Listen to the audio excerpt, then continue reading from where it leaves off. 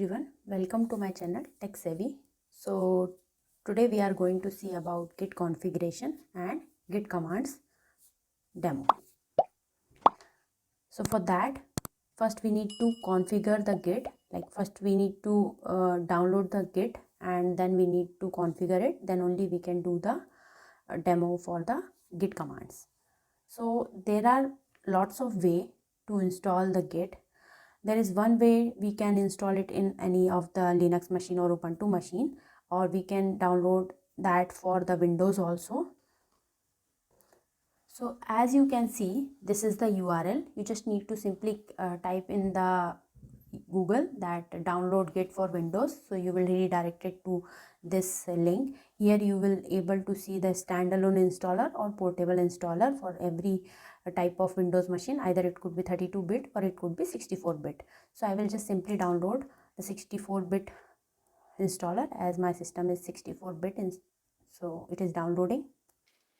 Okay, once it is downloaded, just go and click on this. So it will give you some options to install it in your system. So simply just select the default options. Next. Okay, as the folder is already present in my machine because it was already installed in my machine. So I will just simply select next option, next, default only, next. Okay, see, it is installing.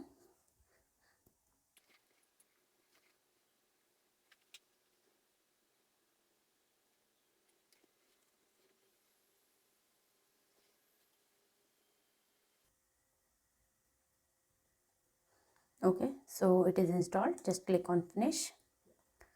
Okay, so just go to the search bar and type for git bash. So you will find this git bash IDE where you can run all the git related commands in Windows. See, git version, right?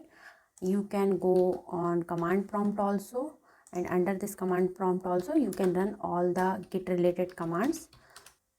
So as I have one Linux machine ready with me, and as it is very compatible with the git command, and I personally like to use Linux machines only, so I will show you how to run the git commands in the Linux machine. The same process you can follow with the Windows git bash also.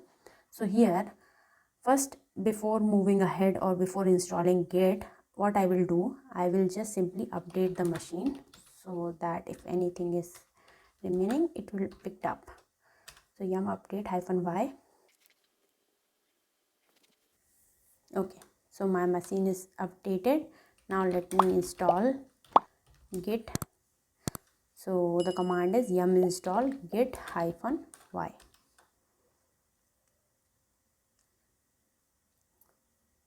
Okay, great. So it is installed. If you wanted to see, you just simply type git version and you will see. Or if you wanted to see where the binary is stored, so which git, so this is the location where all the git related binaries are stored. Okay, let me clear the screen now. So as we have installed Git, now before moving ahead, we need to first configure the Git, right? That so that we can identify that who has done the changes. We need to register our username and email ID with the Git. So for that, just simply type git config -- global under user dot name. Just simply type, let me type the username as Tech Savvy. Okay, and let's just give the email ID also.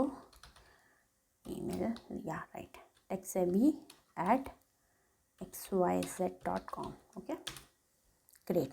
If you wanted to see what all are the information you have passed under configuration, or what all are the users are registered under configuration, so just simply type git config -- list, like that. So you will get all the detail, all the users which are present into the git configuration. Okay, now next is, so we have installed the git, we have configured the git. Now let's start working on the git. So before starting, as I explained you, we need to first create our local repository. So for creating a local repository, it's very easy. Just simply create one directory. Okay, so I will name this directory as tech savvy demo. Okay, and I will go inside this and I will show you what all are the content we have. Don't have any content right now. Okay, so I just want to convert this folder or this directory into Git repository or the local repo.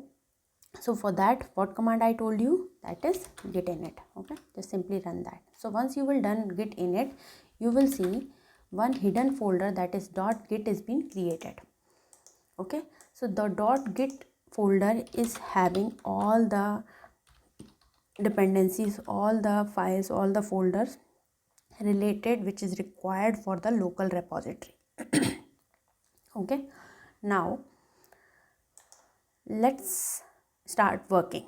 So we, with the help of git init, we converted this folder into git local repository, and once we will convert it into the local repository, it divided into the 3 stage or the 3 part. So this is the area where we are working directory. So in the work directory, let me create some blank file, that is test1, test2, right? Okay, so as you can see, I have created some test file here. Now this is currently present in my working directory. How I can verify it? If I will write git status one command, you can see they are present in my working directory because they are untracked file. Okay, now what I wanted to add them into the stage area. So simply git add and dot. Now what dot means is, what all are the file present in the untracked area or untracked file, commit or the move all the file from work directory to stage area. But what if I wanted to move only specified file, only selected file I wanted to move into stage area? So in that case, you just need to type the file name instead of dot. I will show you the demo of that also. Just give me a minute. Okay, so git add and enter. Once you will done, just type the git status. Okay, you will see this here. See, earlier they are in the untracked file, so that was showing in the red color. Once you will move all the file which is present in your working directory to stage area, they will become green, right? Okay, now next is, I wanted to commit them. I wanted to move those files from stage area to my local repo. So I will type simply git commit -m, and I need to give some meaningful message. So adding 2 files in local repo. Enter. See, it has added 2 changes or added 2 files, that is this, created these 2 files. Okay, now if you wanted to see what is being done now, see, so first see the git status. See, nothing is present here. Okay, now if you will run the command, that is git log, here you will see one log has been created. Okay, which is having all the details, like tech savvy user has or author has created some commit. The commit message is this. Now what if I wanted to see the content inside the commit? Or let me do one thing, let me create one more file, touch test3 file, and I wanted to create this file with some content, not blank file. So nano test3, hey, this is demo file. Okay, great. So let's go and see the git status. See, again the file has been added. Now this time I wanted to add a file with the file name. So I will just simply type test3. See, enter. So if I will do git status, it will show this file is going to add. See, one more thing here, if I wanted to remove file from stage area, means like I don't want to commit this file. By mistake I have added in the stage area, but I don't want to commit it because if I will run git commit command now, whatever are the files are present in the stage area will move to the commit or will move to the local repository. So what I need to do, I just need to simply type git restore -- staged and the file name is test3 or 3, yeah, like that, enter. So once you will do again the git status, it will move to the untracked file. It has removed from the stage area. Now again, suppose you wanted to do some changes into this file, adding some changes for demo, like that. Control X, yes, and enter. Okay, now if you will do again the git status and then git add, then git status, you will see again that file is moving to the stage area. Now git commit and just give some there is a typo, git commit, and give some meaningful message, that is adding test3 file with some data, enter. Okay, see, one file has been added with two changes. Now if I will show you git log, see, so git log is having two commits. One is when we added two blank files, other one is we added one file with some data, okay, and all the author detail and the date and time. But what if I wanted to see what content I have added during this commit? So it's very simple, just simply type git show and the commit ID. You can type the complete commit ID also, or you can give 4-5 starting letter of your commit ID simply, and type and paste, enter. See here, you have added one file which is having this content. It is giving all the information of this commit ID. In this commit ID, what task you have performed. Suppose I wanted to see other task also, like this, other commit ID, like that. Okay, I need to give one space here, like this, enter. See, here we have added blank files. Okay, so it is not showing any data, but here we have created with the content, so it is showing plus, like you have added some content. Okay, now what if I wanted to delete some content and any file, right? So let me do ls-la first.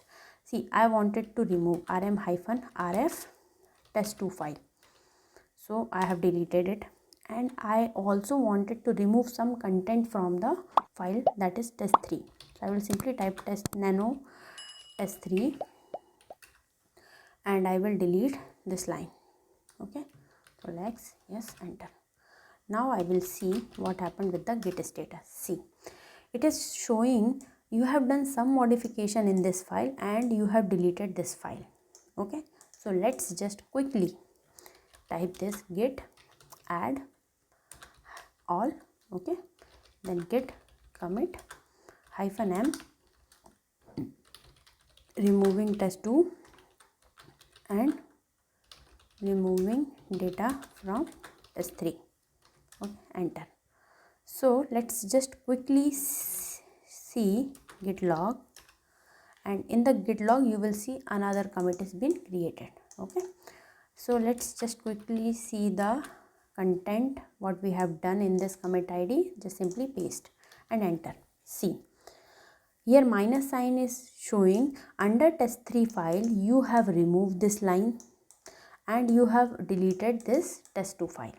Okay, now see, seeing this log detail like that is very critical, right? Right now we have only 3 logs, so it is displaying very properly and the proper manner.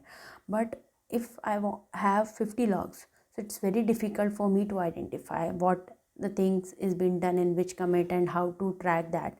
So we have lots of options available in git log command, so let's explore them. Suppose for example I wanted to see last change, last commit. So what I will do, git log -1, so it will only display the last commit.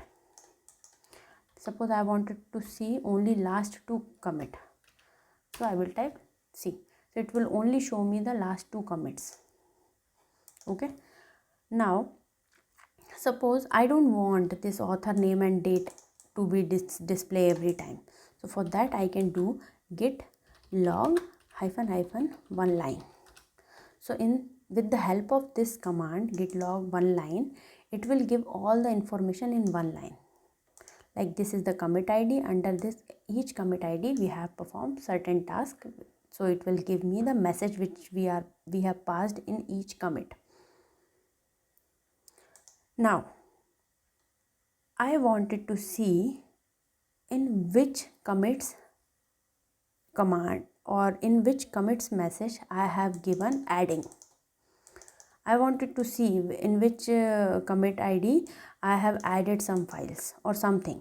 So what I can do, I can filter out my log also. So git log --, grep command, and I wanted to see adding word and enter C. So there are 2 commits which is having adding in their message. So with the help of this also you can filter out your commits. Okay, so now I have created so many files here and everything, whatever task I wanted to do I have performed. Now I wanted to move this particular data into my central repository now, because now my shift is over and I wanted to close my day. So what I will do, I need to run git push command, right? But before running the git push command, I need the central repository URL, and for that first I need to create one central repository. Okay, and before moving for the central repository, I just wanted to share this blog page which is having git cheat sheet which is been written by me. So under this cheat sheet you will find all the git command in single page. So it is not, if you are forgetting something or if you are not able to see or if you are not able to remember git command, so this will be like a quick notes or quick reference for you where you can see all the git related commands. Don't worry about the link also. I will paste this link in my description block. You can get it from there and you can bookmark it for your future reference. Okay, so yeah, this is my GitHub account. Under this GitHub account I will create one new repository with the name of TechSavvy. Okay, and create. So okay, yeah, we have created GitHub repository and this is the URL. Now I want whatever changes I have made here in my local repository, I wanted to push them into the central repository. So I will just simply copy this URL, and what I will do, first I need to add it. So how I will add? So there is a command that is git remote add origin and the URL. Okay, enter. So we have added the URL. Now let me run the command that is git push -u origin master. Master is nothing but the default branch. So that branch concept we will see in the later part of this video. Enter. So once you will enter this, it will prompt you to enter your GitHub credentials, right? So if I will type my GitHub credential like Kanchan Soni 16, enter. See, it will prompt me for the password. So if I will add the password here, it will give me some error. It is saying after August 13, 2021, accepting the password as authentication is now been not supported. It's been stopped. So what is being supported? What we need to do, right? How we will authenticate? So there is one more option that is called as token. Okay, so under this security option you can see the developer setting. Under this you just go and quickly generate the access token. You need to once authenticate yourself with the password. Okay, great. So TechSavvy token I wanted to generate, And right now I am giving all the full permission for this token because I don't want our work to be interrupted with because of this small task. So I am just giving full permission to this token. You can customize as per your need also, right? Create token. So this is created. Let me save this into the notepad also so that we cannot lose it, and just simply again go here and type the command git push -u origin master again, and again it will prompt me for the id, and instead of password this time I will paste my access token. Right click, and you will not be able to see the password, but it has been entered. Just make sure that you have clicked on right click or just type the password correctly, enter. See, this time it has authenticated my credentials and they have pushed all the 100% data which has been present in my local repository to central repository. How to check that? Just go simply here, this is my repository, and simply refresh it, and you will be able to see both the file which is been created by me in my local repository is now moved into my central repository. If you will click on that, you will see this one. See, adding to file location, just click here. See, this is the commit id, right? This is the commit id, okay, which is having all the details. And if you will go and click on this, or again the second file also is having the commit id, okay, somewhere here only you will see who has committed this code also. How to check that? Just go to the code and see the 3 commits. See, this is the 3 commits which has been done by TechSavvy. See, this is the user who has done the commit, and this is the commit IDs. Okay, so this is how you can push your changes from local to remote repository. So till the time when we were working into our Linux machine, internet was not required, but as soon as if you wanted to push your data, internet is required. Okay, now we have seen lot of options till now. Let's just move with other option, that is gitignore. So let's just move other option or other command, that is gitignore. So now what is gitignore? Okay, let me show you. We have created 2 files right now. Now suppose I have created demo.js, some files like JS extension, CSS extension, PY extension, or Java extension, or jar file, or var file, PHP, lot of files I have, and I don't want my Java file to be pushed into my repository. I wanted to keep it with my local only, right? I don't want them to go into through the Git, right? So what I can do, there is one way you can, while adding, you can filter out the files, or there is another way you can automate it with the help of gitignore. So let me create some of the file with some extension. Okay, so touch demo.js, demo.css, demo.py, okay, demo1.py, demo.var, demo.php, like that. Okay, so we have a lot of file with lot of extensions now. Okay, now let me create one file .gitignore.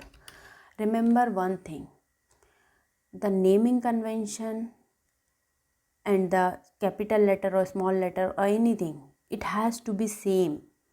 The name of this file, it has to be same, all in small, without any special character and space in the continuation, that is .gitignore. If you will give any special character or any space or any letter capital, Git will not pick up this file. So you have to be very careful while creating a .git file. Okay, so just simply enter it, and I want all the py file and .var file and dot, okay, all the var file, all the js file should not move into my repository. But just wait, okay, let me show you one thing. Okay, let me just remove this first. Right now I'm not keeping anything. Okay, my gitignore file is blank. Okay, I'm sorry, gitignore file is blank. Okay, so let me show you git status right now. See, right now it is adding all the files, okay, including gitignore. Now again let me edit the gitignore file and let me paste the changes. Okay, it has removed. So let me create .py, all the file .var and all the file of .js should be ignored. I don't want them to move into my repository. So here, now if I will again do the git status here, see, all the file which is having py, var and js extension is now been ignored here itself. It will not even move in the local repository also. So if I will again do the git add like that, okay, and then if I will do the git status, see, it is only moving 3 files. Okay, now do the git commit -m and type here git ignore demo. See, okay, so if you will do git push also, right, git push origin master, see, again it will prompt me for the username and password. So I just simply type and just simply copy the token and paste it here and enter. See, it will move the 3 files, right? If you wanted to go and see, just simply go to the go to repository and you will see gitignore came with 3 files. Okay, great. Now, so yeah, okay, now this is about the gitignore. Thanks for watching. Please subscribe my channel.